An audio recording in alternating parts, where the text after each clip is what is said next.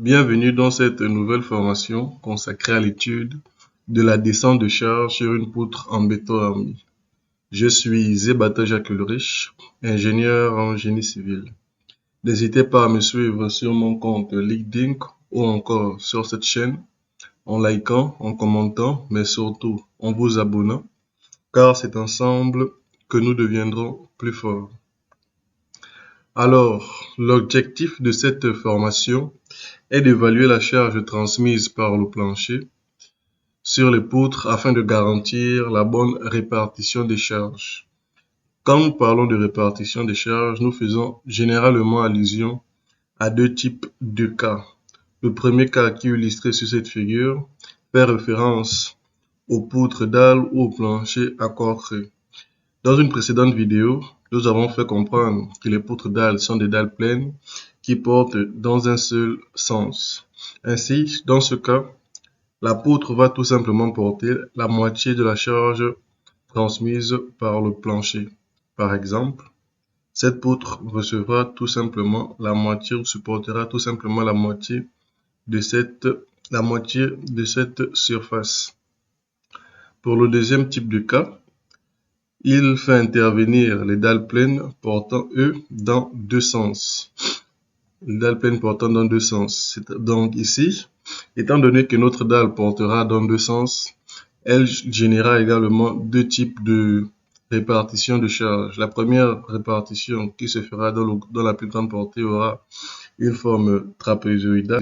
Le second type de répartition aura une forme triangulaire. Donc, tout dépendra maintenant de la position de la poutre que vous êtes censé étudier. Une fois ce principe acquis, il est question pour nous désormais de passer à une application afin de mettre en pratique ce que nous venons de voir. Alors ici, nous avons un plancher de corps creux d'un bâtiment en béton armé. Dans le plan de coffrage, j'ai présenté sur le schéma ci-après, donc cette figure. Les surcharges permanentes dues au revêtement enduit cloison légère sont estimées à 3,5 kN par mètre carré. Donc la charge due au revêtement qui sera appliquée sur notre panneau de dalle. Les surcharges d'exploitation sont estimées à 1,5 kN par mètre carré. La masse volumique du béton ici est égale à 25 kN par mètre cube. L'enduit sous les joues de notre poutre est égal à 0,3 kN par mètre carré. Et le poids propre de notre plancher à corps creux 16+5 est égal à 2,85 kN par mètre carré. Une fois les données connues, on va présenter le principe de calcul. Pour ce faire, nous allons commencer par le calcul du poids propre des poutres, le calcul de la charge due au plancher, le calcul du revêtement sur les poutres, le calcul de l'enduit sur les joues et enfin le calcul de la surcharge d'exploitation. Alors nous allons commencer tout simplement par le calcul du poids propre. Comme son nom l'indique, c'est le poids propre généré par la poutre que nous allons étudier. Étant donné que nous étudions la poutre A21 ayant une section de 22 x 30 cm, donc nous allons multiplier cette section fois la masse volumique du béton qui est égale à 25 kN par mètre cube. Nous allons obtenir une charge linéaire de 1,65 kN par mètre. Nous passons au calcul de la charge due au plancher. Étant donné que nous avons deux planchers, premier plancher, deuxième plancher, et que notre poutre ici travaillera ou encore supportera la charge induite par ce plancher et ce plancher. Donc, la zone d'influence ou la charge que ce plancher va transmettre à notre poutre, c'est la moitié de cette distance, 2,5 divisé par 2, et celle-ci 2,78 divisé par 2. Étant donné que nous connaissons déjà les zones d'influence de nos différents planchers, il est question pour nous maintenant de déterminer les charges ou les charges qui seront appliquées sur notre plancher. Et ces charges sont lesquelles? Ici, nous avons une coupe de notre panneau qui nous illustre que dans notre panneau de dalle, nous avons des planchers à corps creux et une couche de revêtement. Donc, on va assommer ces deux termes. La charge due au poids propre qui est égal à 2,85 kN par mètre carré, plus la charge due au revêtement 3,5 kN par mètre carré. Et nous multiplions tout simplement par la délimitation de la portée ou la surface d'influence de notre plancher vis-à-vis de nos poutres. Et nous le multiplions par un coefficient de 1,15. Pourquoi 1,15?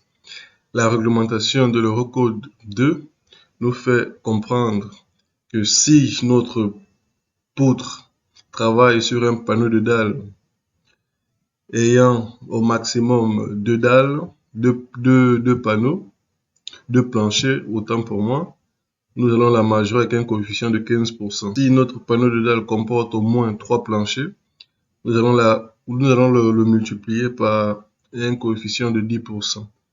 Étant donné que chez nous, nous avons deux panneaux, deux planchers, on va multiplier par 15%. Donc, on va multiplier par 1,15. Nous faisons l'application numérique et nous obtenons une valeur de 19,29 kN par mètre. On passe au calcul du revêtement sur les poutres. Donc, le revêtement qui sera appliqué sur cette zone, on peut la visualiser ici.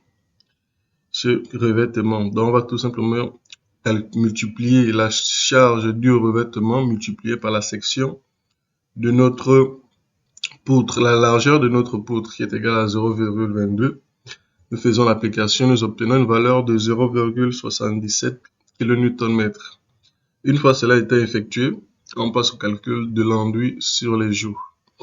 Pour le calcul de l'enduit sur les joues, il est question pour nous de connaître la surcharge due à l'enduit. Nous avons dit qu'elle est égale à 0,3 kN par mètre carré.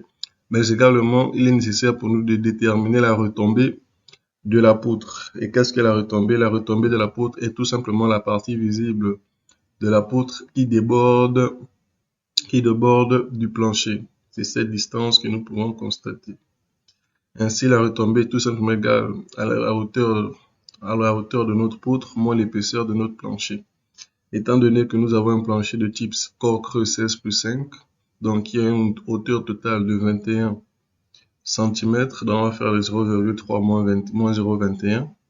Nous obtenons une valeur de 0,09 que nous multiplions par 2. 2 pourquoi? Parce qu'effectivement, nous avons ici deux joues. Une joue, deux joues. Nous faisons l'application numérique et nous obtenons cette valeur. Après avoir déterminé le calcul du poids propre, le calcul de la charge permanente due au plancher, le calcul du revêtement sur la poutre, le calcul de l'enduit sur les joues, il est question pour nous maintenant de déterminer la charge totale due à la charge permanente. Et là, c'est tout simplement la somme de ces différents termes et nous obtenons une valeur de 21,75 kN par mètre. Nous passons également au calcul de la surcharge d'exploitation qui est tout simplement égale à la surcharge d'exploitation qui est égale à 3,5 kN plus la zone d'influence, la somme des zones d'influence des deux différents planchers multiplié par 1,15 plus la surcharge d'exploitation sur la poutre et nous obtenons une valeur de 4,88 kN par mètre.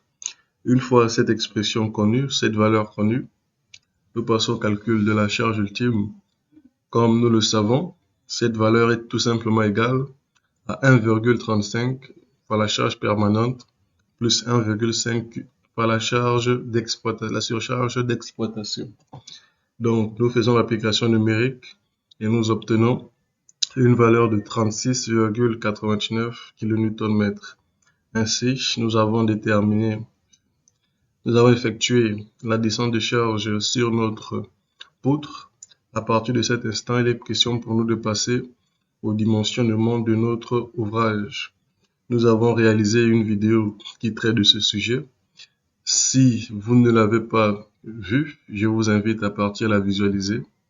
Sur ce, je vous remercie d'avoir suivi l'entièreté de cette formation.